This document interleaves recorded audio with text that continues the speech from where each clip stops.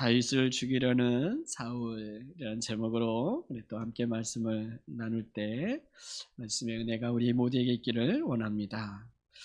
우리가 사무엘상 말씀 함께 살펴볼 때 다윗이 기름 부음을 받고 난 이후에 옛날 사울과 같은 삶이 아니었죠. 사울은 기름 부음 받은 이후에 바로 왕이 되고 또 왕으로서의 그 통치의 기간들이 시작되잖아요. 다윗은 기름 부음 받은 다음부터 그의 인생은 고난의 인생으로 시작됩니다. 기름을 부음 받았는데 왜 삶에 끊임없는 고난과 죽음의 위협이 올까? 오늘 이 다윗의 또 다른 고난의 이야기가 기록되어져 있는데, 그는 외적으로는 늘 승리를 해요, 다윗은. 근데 이 사울 왕에게 늘 죽음의 위협을 당하는 거죠. 사울도 기름을 부음받아 왕이 되었고 다윗도 하나님의 기름 부음을 받아 왕이 될 사람이에요. 그런데 이 사울 왕이 다윗을 끊임없이 죽이려고 위협을 하죠. 왜 그럴까요? 결론적으로 말한다면 하나님의 영이 떠난 자와 하나님의 영이 임한 자의 차이이죠. 하나님이 함께하는 자와 하나님이 함께하지 아니하는 자의 차이인 거죠. 오늘 이 두 사람의 이 인생을 이야기할 때 겉으로 보기에는 사울이 왕이니까 마음대로 할 것처럼 보여져요. 그러나 또 다윗은 사울로부터 죽음의 위협을 받아서 늘 고통스러울 것 같아요. 그런데 내적인 어떤 변화는 사울이 더 고통스럽고요, 다윗이 편안해요. 이유가 뭘까요? 하나님의 영이 임한 자와 하나님의 영이 떠난 자의 차이이죠. 하나님이 함께하는 자와 하나님이 함께하지 않은 자의 차이인 거죠. 겉으로 봐서는 사울이 더 괜찮아 보여요. 그러나 그렇지 않죠. 오늘 또 이 19장에서 사울 왕은 다윗을 3번에 걸쳐서 죽이려고 해요. 첫 번째 1절부터 7절까지 첫 번째 이 다윗을 죽이려고 하는 이 일이 일어나죠. 1절에 보면 사울이 그의 아들 요나단과 그의 모든 신하에게 다윗을 죽이라 말하였더니, 여러분, 왕이요 다윗을 죽이라고 공식적으로 명령을 내린 거예요. 여러분, 왕이 어떤 사람을 죽이려고 하면 꼼짝없이 죽어야 되죠. 모든 신하들에게 다윗을 죽이라 수배를 내린 거예요. 수배를.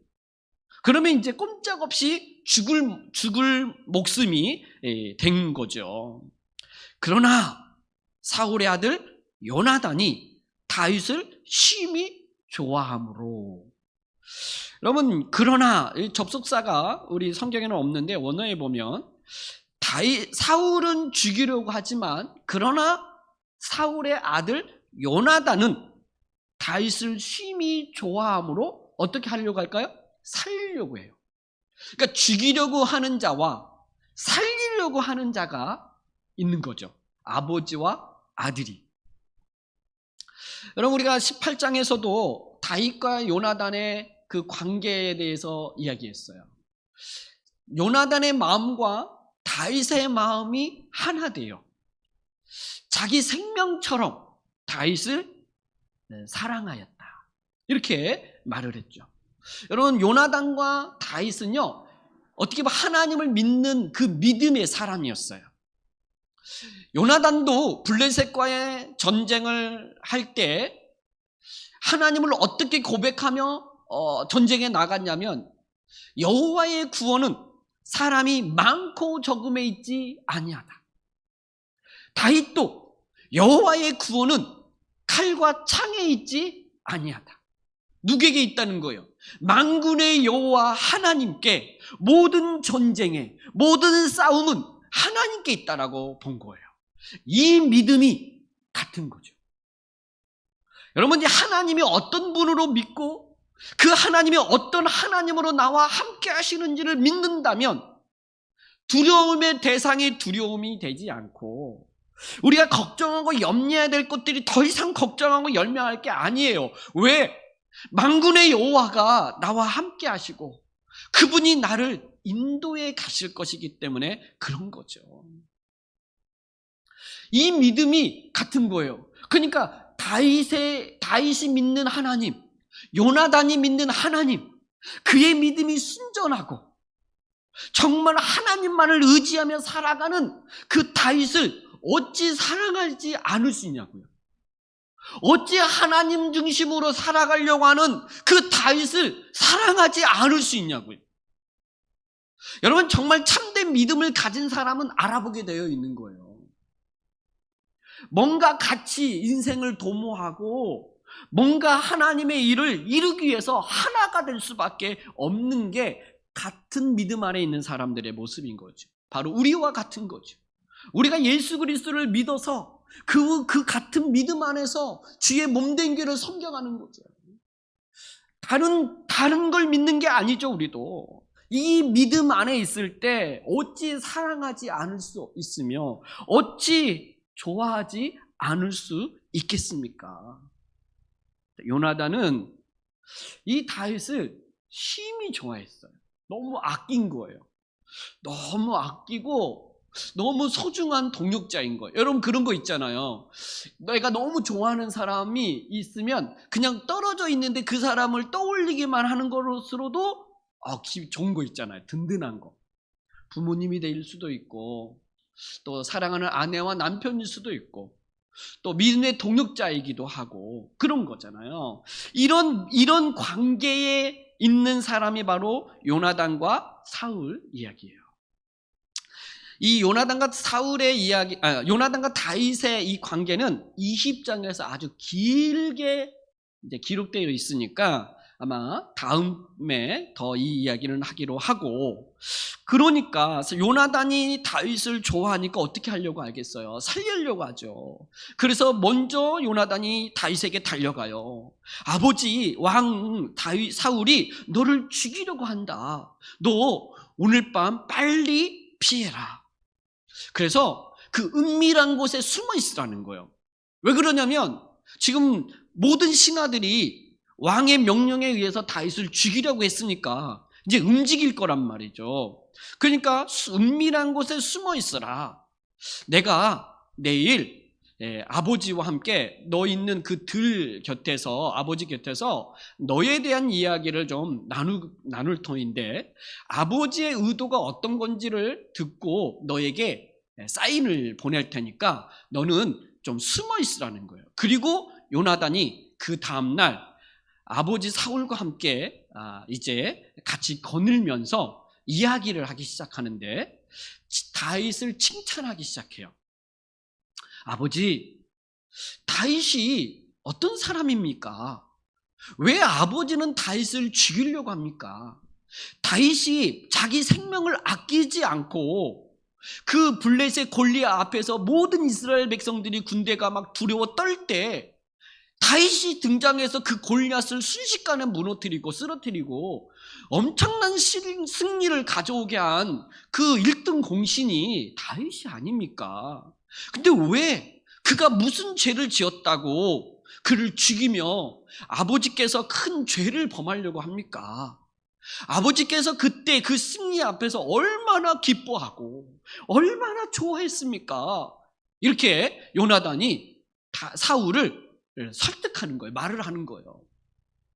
듣고 보니까 이 다윗을 죽일 이유가 없는 거예요.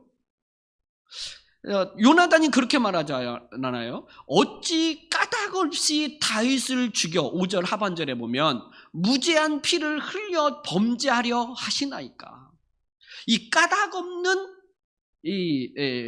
어찌 까닭 없이 다윗을 죽여, 이유 없이 죽이려고 합니까? 이렇게 말한 거잖아요. 그러니까 이유가 없는 거예요.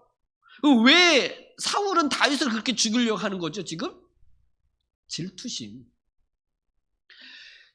사울은 천천히요, 다윗은 만만이라. 다윗이 너무 잘 나가는 거예요. 백성들한테 너무 인기가 좋은 거예요. 그러니까 저자가 결국 내 자리를 차지하게 될 거고, 결국 나를 죽여 내 나라를 차지하게 될 것 같다는 거예요. 이 같다는 거, 근거도 없고 증거도 없는데 이 같다는 거, 자기 생각이 그렇게 든다는 거예요. 그래서 죽이려고 하는 거예요. 지금 여러분, 근거도 없고 물증도 없고 다윗도 전혀 그런 마음이 없어요. 근데 사울은 그 마음에 사로잡혀 있는 거예요. 시기심, 질투심, 그리고 모든 다윗이 하는 일들마다 의심이 가요. 왜? 내 나라를 차지할 자라고 생각하니까, 저자가 내 자리를 차지할 거라고 생각하니까 이 마음이 주체가 안 되는 거예요. 그러니까 그것 때문에 다윗을 죽이려고 하는 거죠. 그러나 객관적으로 물증도 없고 증거도 없고 이 다윗을 죽일 만한 이유가 없는데도 사울이 이렇게 죽이려고 하는 거죠. 이것을 요나단이 아버지 사울을 깨닫게 하는 거죠. 옆에 서서 다윗을 칭찬하면서 다윗이 한 어떤 업적들, 그리고 다윗으로 인하여서 아버지께서 얼마나 기뻐했는지, 이런 것들을 떠올리게 하면서 다윗을 죽이지 않도록 이렇게 말한 거죠. 여러분, 이 다윗과 같은 친구 있잖아요. 억울하고 정말 오해를 사서 참 비난을 받을 만한 일들 앞에 누군가 나서서 대신 변호해주고 오해를 풀어주고 뭔가 큰 위기 앞에서 묘면할 수 있도록 딱 나서주는 친구 있잖아요. 이 의리이기도 하고 사랑이기도 하죠. 이런 친구가 있을 때 행복한 거잖아요. 우리에게 이런 친구가 있는데 바로 주님이시죠. 예수님은 우리의 친구라고도 말씀하세요. 우리의 죄가 있어서 사단은 끊임없이 그가 그 한 일에 대해서 고발을 해요. 저자가 이렇게 죄를 지었습니다 할 때 주님이 딱 나서서 그가 그 죄를 범한 것은 맞지만 내가 저의 죄를 대신하여 형벌을 받지 않았습니까? 우리는 예수님께서 우리의 중보자일 뿐만 아니라 이런 친구로서 우리 곁에 서서 우리를 변호해 주시고 위로해 주시고 격려해 주시고 오해를 풀게 하시고, 그래서 더 이상 죄를 범하지 않도록, 더 이상 악을 행하지 않도록 주님은 끊임없이 우리 곁에 서서 우리의 친구로 우리를 돕고 계시는 분이 예수님이신 줄을 믿습니다. 또 교회가 바로 그런 친구죠. 이 다윗에게는 요나단 같은 친구가 있는 거죠. 같은 믿음 안에서 정말 죽을 수밖에 없는 위기 앞에 이 다윗을 살려요. 여러분, 이 요나단의 말을 들은 사울이 6절에 뭐라고 말합니까? 사울이 요나단의 말을 듣고 맹세하되 여호와께서 살아계심을 두고 맹세하거니와 그가 죽임을 당하지 아니하리라. 안 죽이겠다는 거예요. 사울이 요나단의 말을 듣고 안 죽이겠다는 거예요. 그러면서 뭐라 그래요? 살아계신 여호와께서 살아계심을 두고 맹세해요. 하나님은 앞에서 맹세해요. 여러분, 이게 사실 최고의 맹세거든요. 이스라엘 백성들이 이렇게 맹세를 할 때 하나님 앞에서 맹세하는 건 최고의 맹세예요. 근데 사울은 거짓말이죠. 곧 또 죽이려고 하죠. 그러니까 그러나 요나단의 말을 듣고 일시적으로나마 그는 마음을 돌이켜요. 그리고 다윗을 죽이려고 하지 않죠. 안 죽이겠다 이렇게 말을 하니까 사울이 요나단이 다윗을 불러서 모든 일을 말하고 이제 아버지께서 왕이 너를 죽이려고 하지 않는다. 그러니까 다시 요나단이 다윗을 사울 앞으로 인도하고 사울 앞에서 전과 같이 지내도록 하죠. 자, 그런데 두 번째 일이 벌어집니다. 8절에 보면 전쟁이 다시 일어나요. 그래서 블레셋과의 전쟁이 일어나니까 누가 또 나서겠습니까? 다윗이 나서겠죠. 그래서 또 전장에 다윗이 나가서 큰 승리를 거두고 또 돌아와요. 이 큰 승리를 차라리 안 했으면 좋았겠는데 다윗이 승리하고 돌아오니까 사울이 또 변심을 해요. 사울의 손에 단창이 들려 있는데 이것도 누가 갖다 놨는지는 모르겠지만 사울의 손에 또 단창이 있어요. 그리고 그 집에서 또 이 악령이 사울을 괴롭힐 때 다윗이 다시 수금을 타잖아요.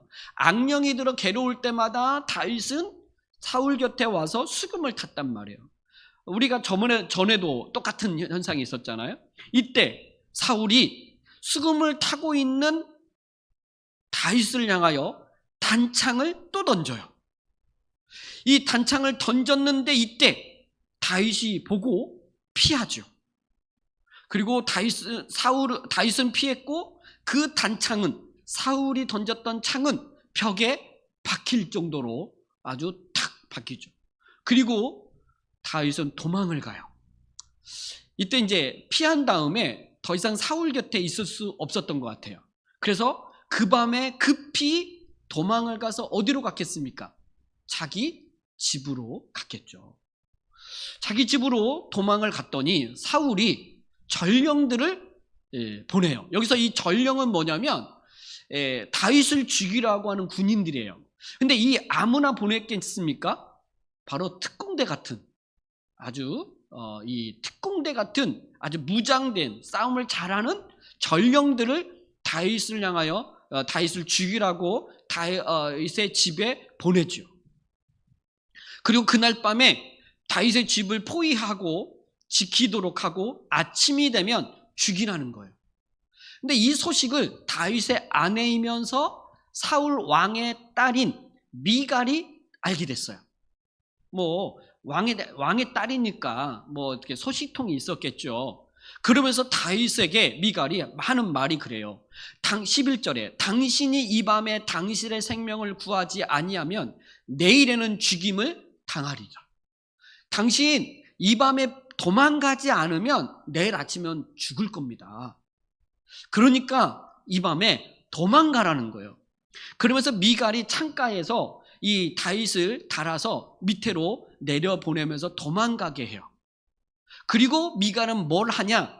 침대에다가 우상, 13절에 보니까 우상을 가지고 와가지고 누이고 난 다음에 염소 털로 엮어서 그 머리에 씌웠어요. 아마 가발을 씌운 것 같아요. 그리고 다윗의 옷을 입혀놓고 덮어놓는 거예요. 그래서 아침이 되어서 전령들이 들어와서 이제 다윗을 잡아 죽이려고 하는데 미갈이 막아서면서 다윗이 병들었다는 거예요. 저 보라는 거예요. 알아눕고 있다는 거예요.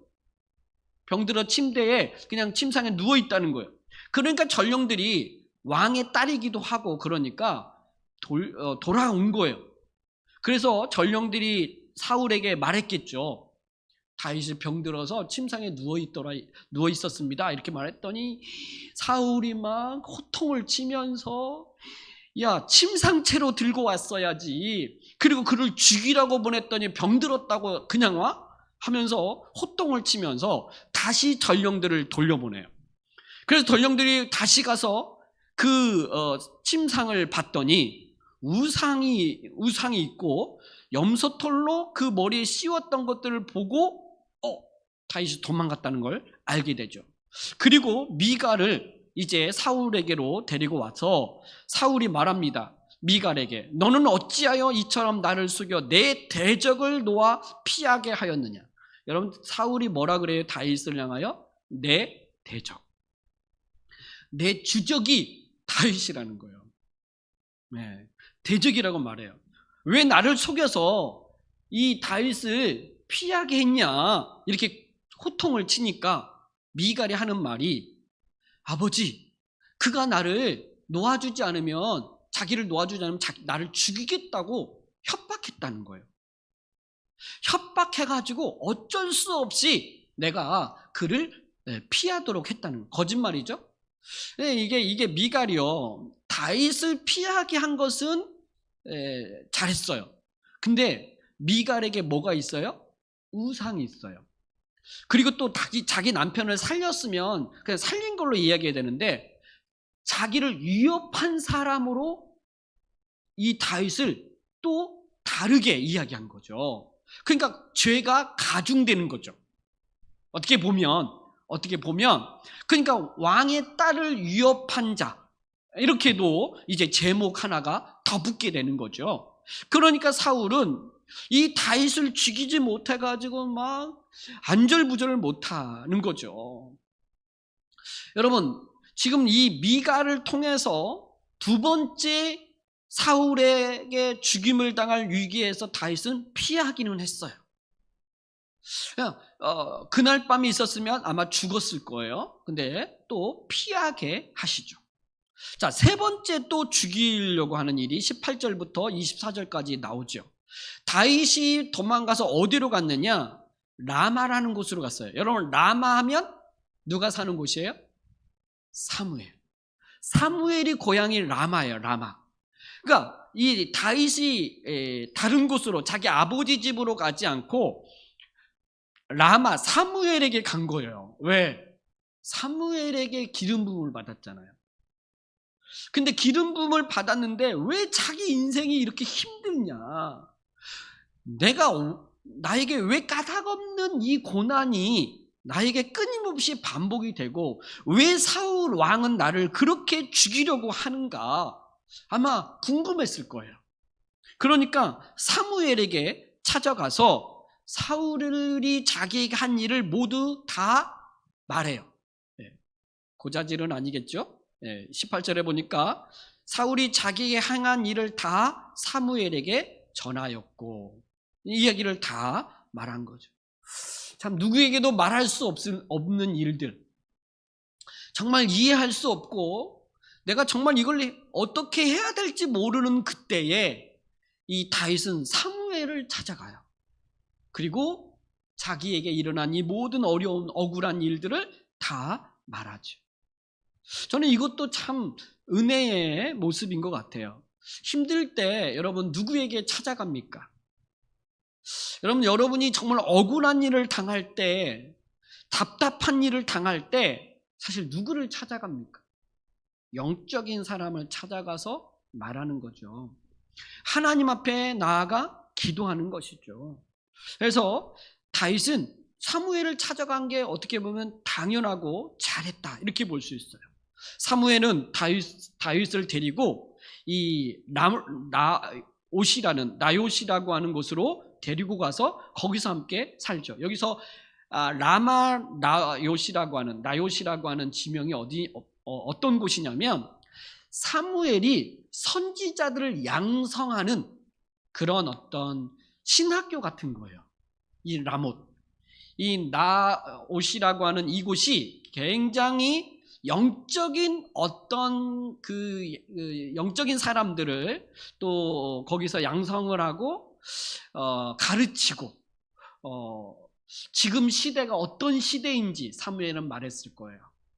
왜 하나님은 사울을 왕으로 기름 부으셨는지도 말했을 거고, 왜 하나님께서 사울을 더 이상 왕으로서 인정하지 않고 그를 버렸는지도 가르치고, 새로운 왕에게 기름 부음을 받아야 되는 이야기도 아마 거기서 아마 가르치면서 이 나요시라고 하는 이 지역에서 이 일들을 하죠. 그래서 사무엘은 다윗을 그곳에서 가서 선지자 무리 속에 함께 있게 해요. 그러니까 다윗도 아마 거기서 여러 가지 말씀 율법도 가르침을 받기도 하고 시대의 어떤 영적인 안목도 좀 갖게 하고 이런 것들을 경험하게 아마 했을 거예요.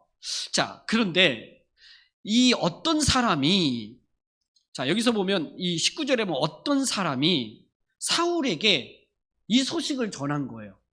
다윗이요, 사무엘과 함께 있대요. 이런 말을 전한 거죠. 이 어떤 사람, 되게 얄미운 사람 같아요. 얄미운 사람. 꼭 이런 사람 있죠. 자기는 틀린 말 하지 않는다고 하면서 자기는 아는 이야기를 전한다고 하지만 결국 유익이 없는 다윗을 죽이는 일에, 그 어떤 일을 무너뜨리는 일에 동조를 하면서 이 고자질은 아니지만 말을 하죠. 결국 사울이 다윗이 어디 있는지를 알았어요. 그러면 사울이 이제 뭘 하겠습니까? 사울을 또 죽이려고 전령들을 보내겠죠. 그래서 사울이 또다시 전령들을, 군대를 보내는 거예요. 특공대들을 보내는 거죠. 그래서 이 전령들이 이 라마 라오스로 가죠. 근데 갔는데 선지자 무리들이 예언을 하고 있는 거예요. 그 지역에, 거기에서. 아마 이 예언을 하고 또 사무엘이 그들의 수령으로 딱 서 있는 것을 이 전령들이 볼 때에 20절에 보니까 하나님의 영이 이 전령들에게 임하여서 이 전령들도 예언하기 시작하는 거예요. 이 놀라운 일이 벌어지는 거죠. 아마 이때에 20절에서 그 선지자 무리들이 예언을 하면서 선지자들 사무엘과 함께 있는 그 모습을 봤다 그러잖아요. 이게 어떤 분들은 예배하고 있는 이곳을 봤다라고도 이야기해요. 하나님, 예언이 뭡니까? 예언은 미래의 일을 말하는 것도 되지만 하나님의 말씀이 선포되어지는 것도 예언이라고 말하고 하나님의 뜻이 드러나는 것도 예언이라고도 말해요.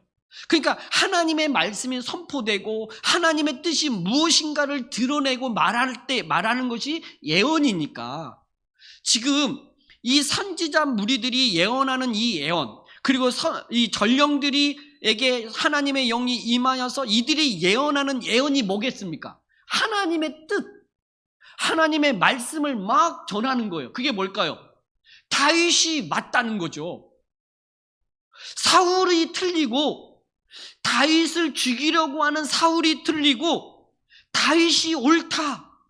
바로 다윗이 기름 부음 받아 왕이 될 자다. 아마 이런 내용은 없지만, 그 정확한 예언의 내용은 없지만 이 예언, 이 말들을 하는 거죠. 하나님의 뜻을 말하는 거니까 이렇게 예언을 하는 거예요. 그러니까 또 어떤 사람이 또 나왔어요. 어떤 사람이 사울에게 그것을 또 알려요. 전령들이요, 거기 가가지고 예언하면서요, 거기 있어요.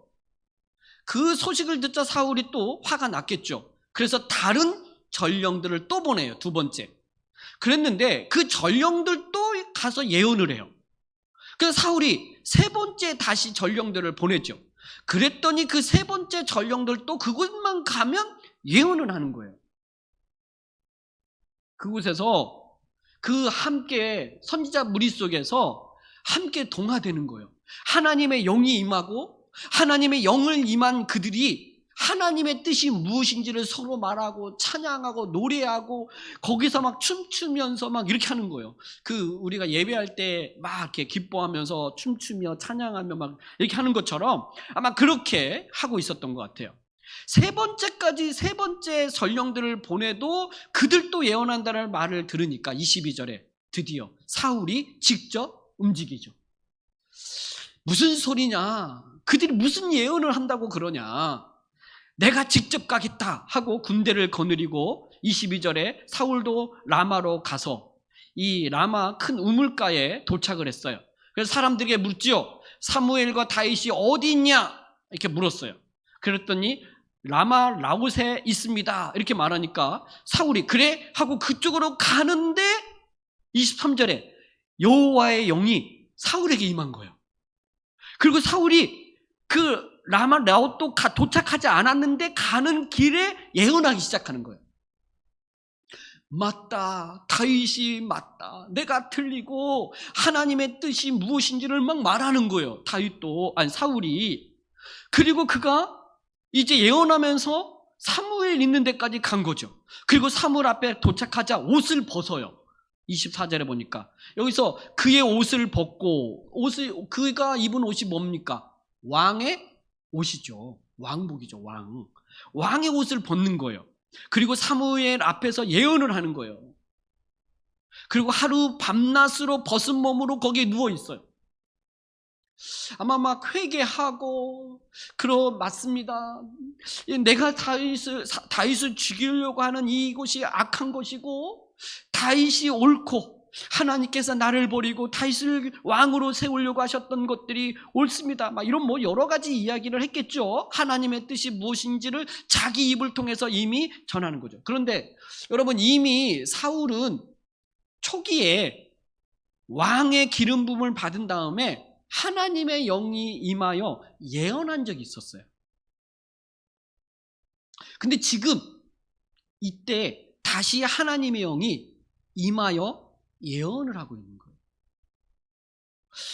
여러분, 이때 이 사울 왕이 여기서 옷을 벗는 거 있잖아요. 왕의 옷을, 하나님이 사울을 버렸잖아요. 더 이상 왕이 되지 않도록 하고 하나님의 마음에 합한 자를 세워서 왕이 되게 하겠다라고 이미 사무엘을 통해서 선포하셨단 말이에요. 사울은 알았어요. 자기가 더 이상 하나님께서 자기를 사랑하지 않고 버리셨다는 걸 사울도 알고 있었죠. 그런데 이 라마까지 다윗을 죽이려고 직접 올 때는 사울 왕은 세상적인 왕 같은 권력을 가지고 그저 자기 마음대로, 자기 마음에 안 들면 죽일 수 있는 사람으로, 그런 세속적인 왕으로 여기 온 거예요. 근데 하나님의 영이 임하자 예언을 하면서 왕의 옷을 벗어놓은 거예요. 그리고 예언을 하잖아요. 아마 이때 회개도 했을 것이며, 이때 하나님의 뜻이 무엇인가도 막 전하고 이랬을 거예요. 그러면 저는 이때 사울 왕이 옷을 벗고 회개하고 돌이키고 자기 고향으로 돌아가고 다윗에게 모든 왕위를 이양하고 그리고 이렇게 돌아갔으면 참 좋았겠다 생각이 들어요. 저는 사울 왕이 다윗을 죽이려고 사무엘이 있는 곳까지 군대를 거느리고 올 때, 만약에 저항을 했다가는 왕과 함께 엄청난, 사울이 데리고 온 군대와 함께 엄청난 사륙이 벌어졌을 거예요. 다윗만 죽일 문제가 아니라 여기 선지자 무리들 다 죽일 수 있는 위기일 거예요. 그러면 하나님께서는 어떻게 막으시려면 사울을 죽이는 것이 쉬운 방법이겠죠.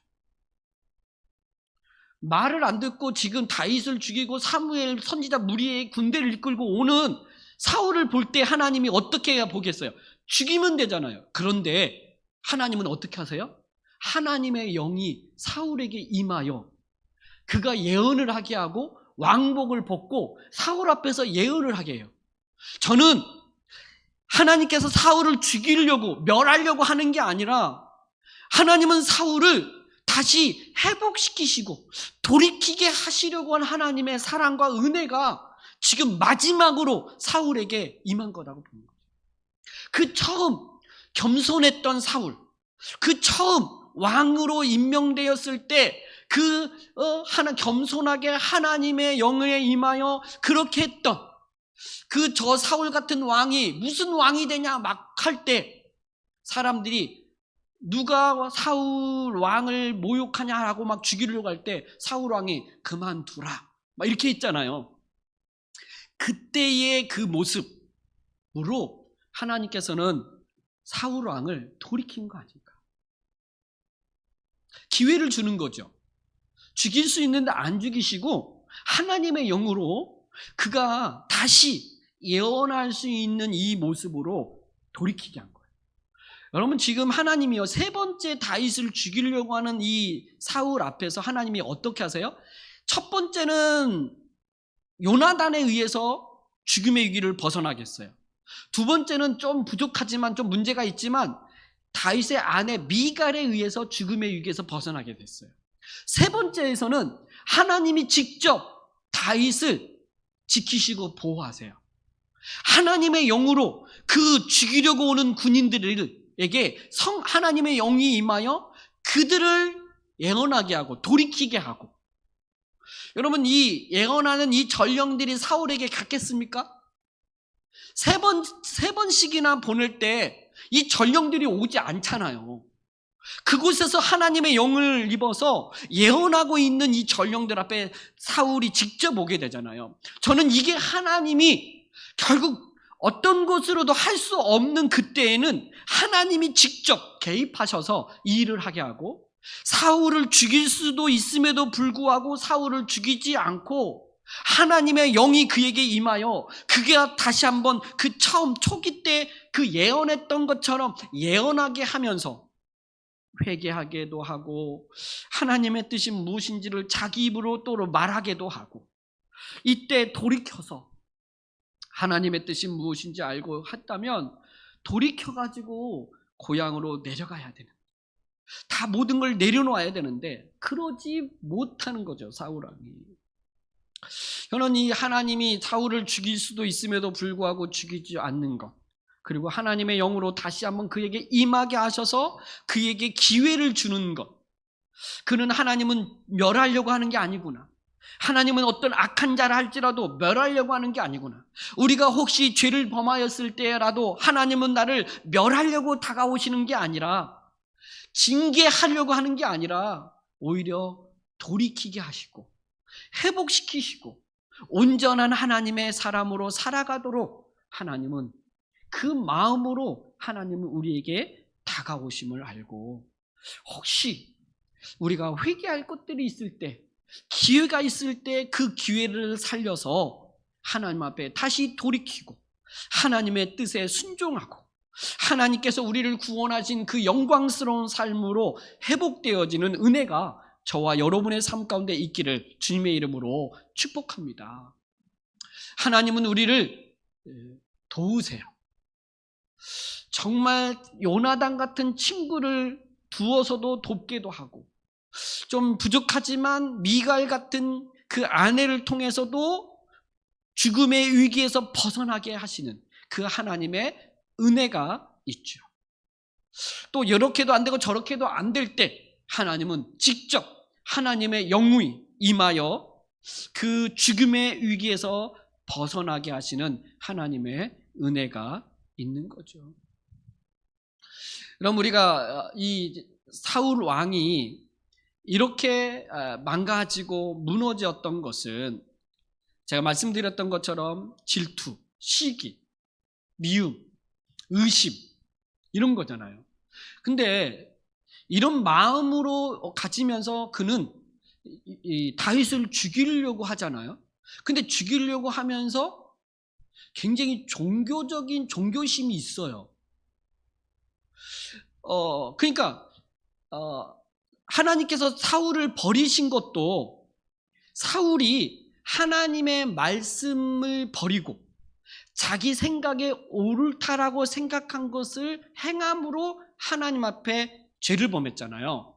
모든 그 사람을 다 전쟁에서 다 죽여라 라고 말할 때, 에이, 하나님, 다 죽이는 것보다 좀 좋은 것들은 살려서 하나님 앞에 제사를 드리면 좋잖아요. 이렇게 생각해서 자기 생각에 옳은 것으로 하나님의 말씀을 이렇게 지키지 않은 거잖아요. 버린 거잖아요. 그러니까 하나님의 말씀을 버리고 자기 생각에 옳은 것을 선택하여서 하나님 앞에 예배하겠다고 한 것이 사울 왕의 결정적인 죄거든요. 잘못이고, 여전히 오늘도 이 사울은 다윗을 죽이려고 하는데 이것이 명분이 있는 거예요. 명분이. 자기의 왕의 자리를 위협한 사람을 죽여야 된다는 거예요. 그러니까 공개적으로 다윗을 죽이라고 명령을 하고 그를 쫓는 거죠. 그러면서 그는 이것이 하나님 앞에서도 그냥 옳다고 보는 거예요. 그러니까 대놓고 사무엘에 있는 데까지 와가지고 지금 다윗을 잡아가 죽이려고 여기에 오고 있는 거잖아요. 무슨 이야기냐? 하나님의 말씀을 버린 자는 하나님을 버린 자인데, 하나님의 말씀을 버린 것과 하나님을 버린 것과는 다르게 생각하는 거예요. 여러분, 아담이 하나님께서 명령하죠. 선악을 알게 하는 나무의 열매는 따먹지 마라. 먹는 날에는 반드시 죽으리라. 이렇게 말을 했어요. 근데 뱀의 말을 듣고 아담이 생각할 때 선악을 알게 하는 먹으면 하나님처럼 될 거라고 하는 이 말이 설득력이 있는 거예요. 그러니까 하나님은 반드시 먹으면 반드시 죽는다라고 하는 이 명령 말씀을 어기고 다 먹죠. 그러니까 하나님의 말씀을 버린 것은 하나님을 버린 거예요. 근데 하나님의 말씀을 버려놓고도 종교심을 가지고 나는 하나님은 살아계심을 믿습니다. 하나님은 나를 지켜주시고 나를 보호해주시고 나를 인도해주심을 믿습니다. 그 하나님은 나는 떠나지 않았습니다. 하나님은 나를 여전히 하나님의 살아계심을 나는 믿죠. 왜 그랬어요? 하나님 여호와께서 살아계심을 두고 맹세하노니 다윗을 죽이지 않겠다 이렇게 말했잖아요. 하나님, 살아계신 하나님 앞에서 맹세를 하잖아요. 죽이지 않겠다고. 그러니까 이 사울 왕은 하나님의 말씀을 떠나놓고 하나님의 말씀은 버려놓고 하나님은 버리지 않았다고 생각한다는 거예요. 그럼 우리가 하나님의 말씀대로 살아가야 됩니다 라고 말할 때 그렇게 살면 힘들어요. 세상이 만만치가 않아요. 여러분, 고난은요 연속으로 오는 것 같아요. 여러분, 이 다윗의 이 고난을 보세요. 한 위기를 벗어나면 또 다른 위기가 오고 또 다른 위기를 벗어나면 또 다른 더 큰 위기가 와요. 이런 인생, 이 위기가 인생이 만만하겠습니까? 우리의 인생도 만만하지 않아요. 막 경제적인 압박, 건강의 어떤 위협, 또 사람과의 관계는 왜 이렇게 힘든지, 그냥 부부 간의 관계, 자녀와의 관계, 직장과의 관계, 친구와의 관계, 또 거래처와의 관계, 이 모든 관계 속에서 오는 이 인생의 이 무게감, 이 어려움은요 말로 닿을 수 없이 힘들어요. 인생의 이 어려움들은 끊임없이 반복돼요. 그러면 우리는 하나님을 믿는다고 말해요. 하나님의 선한 인도하심을 믿는다고 말해요. 근데 하나님을 믿는다고 말하고 하나님의 인도하심을 믿는다고 말하는데 얼마나 하나님의 말씀을 붙들고 말씀대로 살아가려고 하느냐는 별개일 수 있다. 사울처럼. 어떻게 보면 더 중요한 건 하나님의 말씀대로 살아가려고 하고 그 말씀대로 지켜가려고 하는 것이 결국 하나님을 믿는 건데, 하나님의 말씀은 버리고 하나님을 믿는다고 말할 때 그 하나님은 어떤 하나님이냐는 거죠. 수호신? 그저 자기에게 있는 어려움만을 해결해 주는 수호신? 나에게 복을 주고 형통케 하는 수호신? 그건 나를 위한 신인가? 라고 할 때 우리는 그 하나님을 믿는 게 아니죠. 우리는 그 하나님을 믿는 게 아니라 그 말씀 가운데 역사에 가시는 하나님을 믿고, 우리는 그 말씀을 붙들고 고난이 연속해서 온다 할지라도 우리는 그 말씀대로 살아가려고 몸부림을 치는 사람들이 바로 우리인 거죠. 이 사울과 다윗의 인생을 비교하면서 볼 때 다윗은 끊임없는 인생의 위기와 끊임없는 고통과 어려움이 반복되어지는데, 저는 이 위기가 다윗에게 중요한 게 아닌 것 같아요. 사울왕이 죽이려고 하고, 그래서 요나단이 나서서 막아주기도 하고, 미갈이 막아주기도 하고, 사무엘 곁에 갔는데도 또 죽이려고 오는 이 사울왕의 이야기를 듣고 이렇게 할 때 다윗의 심정에 대해서는 이야기하지 않아요. 그러니까 다윗이 어떻게 반응하고 있는지를 말하지 않는단 말이에요. 물론 시편 59편에서 다윗이 시로 고백은 해요. 대단한 시를 이제 하는데, 그러니까 다윗이 어떤 믿음을 갖고 어떤 하나님을 믿는지는 그가 보여주기는 하는데, 여기서 이 볼 때는 다윗은 그렇게 크게 연연하지 않다. 왜? 하나님이 누구신지 아니까 자기 인생의 고난과 위기에 대해서는 그냥 넘어가는 것 같아요.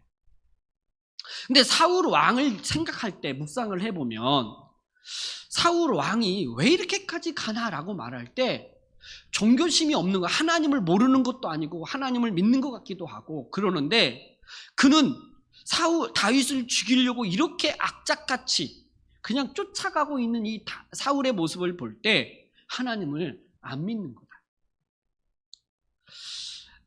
하나님을 안 믿는 거고 하나님의 함께 계심을 믿지 못하는 거고, 결국 종교심은 누구보다도 강하지만 하나님을 믿지 않는 자의 모습이다.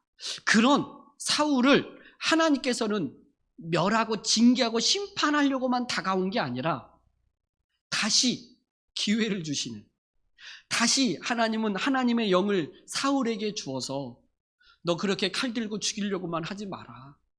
하나님의 뜻이 무엇인지를 그의 입으로 고백하게 하고, 왕복을 스스로 벗고 사무엘 앞에서 밤낮으로 엎드려 누워 막 회개도 하고 이렇게 하게 하시는 거예요.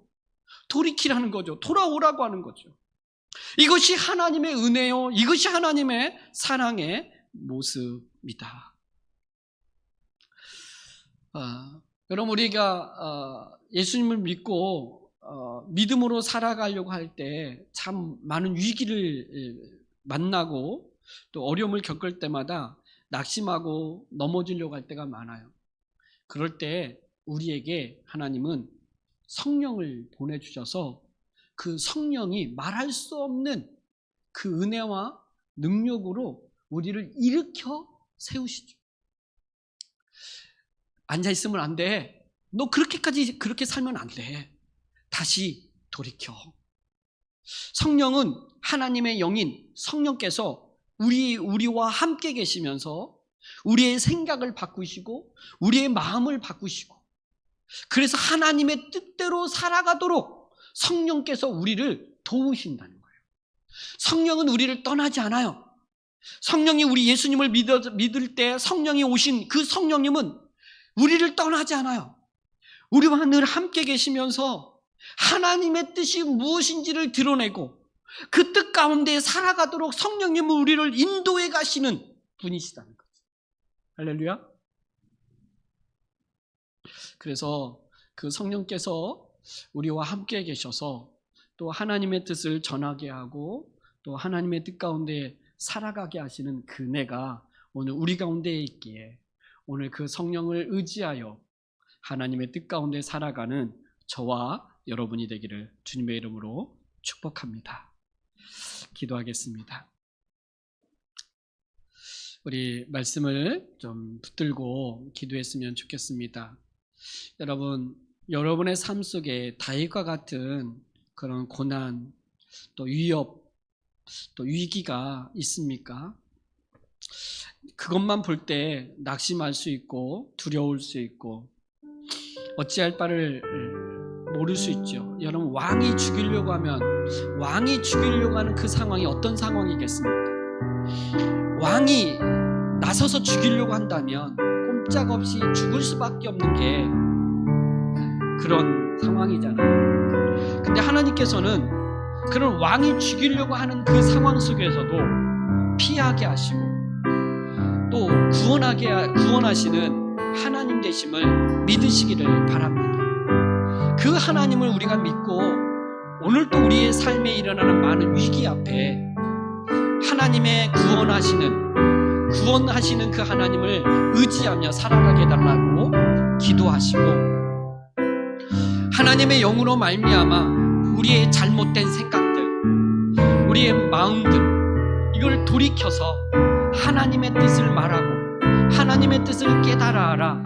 그 하나님의 뜻 가운데 살아갈 수 있도록 우리를 회복시키시는 그 성령님의 역사하심이, 인도하심이 우리 가운데 있기에 하나님, 내 마음을, 내 생각을 하나님의 말씀에 비추어 하나님 점검하게 하시고 돌이키게 하시고 성령의 인도하신 가운데에 살아가게 하여 주셔서 죽이는 자의 인생이 아니라 살리는 자의 인생을 살아갈 수 있도록 하나님 우리 가운데에 함께 해달라고, 주님 나를 붙들어 달라고 우리 함께 기도하겠습니다.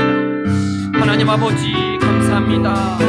오늘도 하나님 우리 가운데에 일어나는 많은 고난과 역경과 위기와 어려움들 앞에 나를 두렵게 하고 답답해 하게 하고 근심과 걱정 가운데에 놓일 수밖에 없는 그런 시대에 그런 삶의 무게를 지고 우리가 살아가고 있습니다. 주님, 그 모든 일들 속에 하나님이 나를 지키시고 보호하시고 인도해 가시는 하나님을 의지하며 살아가게 하여 주시옵소서. 하나님 인도하여 주시기를 원합니다. 하나님 요나단 같은 친구와 또한 미간을 통하여 하나님 같이 한번 죽음의 위기에서 벗어나게 하시는 하나님, 오늘 우리의 삶에 믿음의 동력자들 또 예수 그리스도를 의지하고 그 외에 귀한 지체들로 인하여 힘을 얻어 다시 한번 주의 일을 감당하며 나갈 수 있는 은혜를 허락하여 주시옵소서. 하나님 주의 영으로 우리를 충만케 하여 주셔서 하나님의 뜻을 분명히 알게 하시고 하나님의 말씀을 따라 순종하며 살아갈 수 있게 하여 주시옵소서. 말씀을 버리지 않게 하시고 하나님의 말씀을 따라 살아가게 하여 주시고 주님, 우리의 인생의 삶에 어떠한 위기와 고난과 위협이 있다 할지라도 하나님 말씀을 버리지 않고 말씀대로 순종할 수 있는 은혜들을 허락하여 주시옵소서. 넘어질 때마다 다시 한번 성령님 우리를 붙들어 주셔서 일으켜 세워주시고 다시 한번 하나님 우리 눈을 열어 주를 보게 하여 주시고로 말미암아 하나님 우리에게 주신 믿음의 삶을 하나님 힘있게 살아가게 하여 주시고 우리에게 주신 사명을 하나님 다시 한번 주님 의지하며 힘있게 감당하며 주님께 영광을 돌릴 수 있도록 하나님 우리를 사용하여 주시고 우리 가운데 역사하여 주시기를 원합니다. 주의 몸의 교회 가운데에 성령으로 충만케 하여 주시고 우리 사랑하는 성도들 한 사람 한 사람 위에 하나님의 영으로 충만케 하여 주셔서 하나님의 영광 가운데 살아갈 수 있도록 도와주시며 그의 가정과 하나님의 삶과 직장과 우리의 남은 인생 위에 하나님 같은 하나님의 놀라운 은혜와 평강 가운데에 승리하며 나아갈 수 있도록 우리를 붙들어 주시옵소서. 하나님 함께하여 주시옵소서.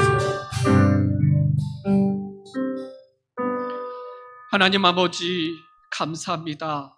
우리를 그리스도 안에서 구원하시고 하나님의 자녀여 백성으로 살아가게 하심에 감사합니다. 하나님, 이것이 우리에게 분명하고 이것이 분명히 우리 안에 증거이기에 우리의 삶에 일어나는 많은 위기와 위협과 답답한 것과 두렵게 하는 그 모든 것들 앞에서 우리가 위축당하지 아니하고 다시 한번 힘을 내어 일어나 믿음의 길을 뚜벅뚜벅 걸어갈 수 있도록 우리를 세워주시고 인도하여 주시옵소서. 늘 죽음의 위험 앞에 있을 때마다 피할 길을 내시고 또 동역자들을 주셔서 하나님 다시 한번 위기를 벗어날 수 있도록 인도해 가시는 그 하나님을 믿고 신뢰하며 살아가게 하여 주시옵소서. 하나님 또한 우리에게 하나님의 영으로 충만케 하여 주셔서 하나님의 뜻이 무엇인지를 알아 그 하나님의 뜻 가운데에 주의 말씀을 따라 살아가게 하여 주시니 감사합니다.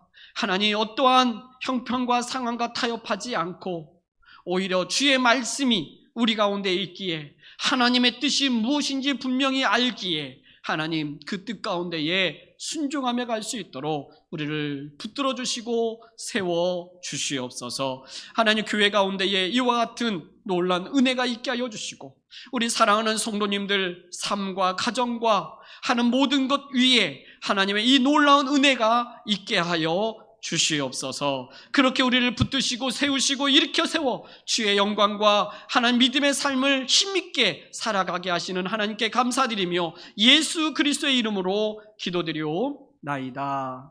아멘.